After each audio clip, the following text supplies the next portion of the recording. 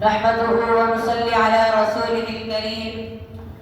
أما بعد فأعوذ بالله من الشيطان الرجيم. بسم الله الرحمن الرحيم. وما الحياة الدنيا إلا متاع الغرور. صدق الله العظيم. وقال النبي صلى الله عليه وسلم: كن في الدنيا كأنك غريب أو عابر السبيل، أو كما قال عليه الصلاة والسلام. جگہ جی لگانے کی دنیا نہیں ہے، جگہ جی لگانے کی دنیا نہیں ہے، یہ عبرت کی جا ہے، تماشا نہیں ہے. محترم اساتذہ کرام اور میرے ہم مکتب و ہم سفر ساتھیوں، السلام علیکم ورحمۃ اللہ وبرکاتہ. آج میں آپ حضرات کے سامنے دنیا کی حقیقت کے موضوع پر لب کشائی کرنے کی جسارت کرنا چاہتا ہوں.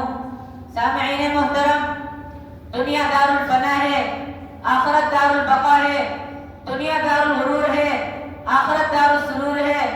دنیا دار العمل ہے، آخرت دار الجزا ہے. دنیا مچھر کا پر اور مکڑی کا جالا ہے، آخرت دل کا سکون اور آنکھوں کا اجالا ہے. دنیا سراب ہے، دھول ہے، آخرت انمول ہی انمول ہے.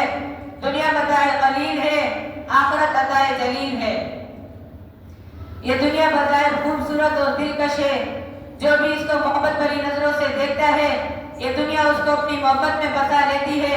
اور جیسے جیسے محبت اور الفت بڑھتی جاتی ہے، یہ دنیا اس سے دور ہوتی جاتی ہے اور دنیا اس کے ساتھ کھیل کھیلتی ہے اور اس کو عبد دنیا و دراہم بنا کر رکھ دیتی ہے. سامعین محترم، دنیا تو دار الامتحان ہے اور آپ حضرات جانتے ہیں کہ امتحان حال میں ایک مخصوص وقت تک رہنا پڑتا ہے، اس کے بعد حال سے نکال دیا جاتا ہے. اگر حال میں آپ نے پرچہ ٹھیک اور درست حل کیا ہوگا تو آپ کو کامیابی کا پروانہ ملتا ہے، ورنہ ناکامی آپ کا مقدر ہوتا ہے. دنیا کی مثال بھی اسی طرح ہے.